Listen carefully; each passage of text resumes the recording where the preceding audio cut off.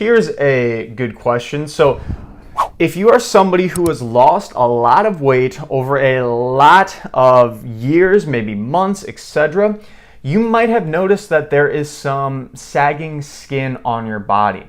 So when you had a large amount of adipose tissue or a large amount of fat on your body, what happens is the fat actually will kind of stretch your skin. So your body's literally adapting to stretch the skin so there's room for the fat that is accumulating on your body.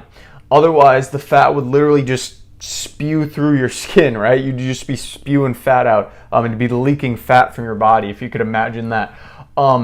So what happens though, once that fat disappears, well, I actually still have all that skin that was built up. It's still there, but I don't have any fat. So that's when a lot of times people, you will hear them called like bingo wings, where maybe they have saggy skin on their below their triceps, or on their triceps, for example.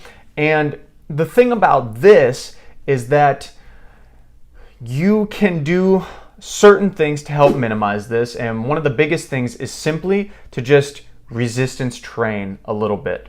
And this might not directly get rid of the saggy skin, but what it will do is it will build muscle and definition around that area. So essentially you're kind of replacing what was fat pushing out against that skin.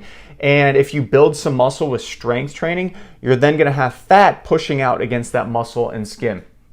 So it's not saying that fat is turning into muscle, but you lose the muscle, or excuse me, you lose the fat, and then you will replace it with the muscle. So you're kind of like taking one out and replacing it with another, right? Changing what's in the body. And this will show great definition in your body, and it'll start building some confidence for you to realize, like, you know, even though right now I have a little bit of saggy skin, if I build some muscle, that's going to look better. That's going to give me some more definition, and it could be giving you enough motivation to keep pushing even harder in the gym to build some more muscle to reduce what looks like that sagging skin even more. So start resistance training. You will not regret it.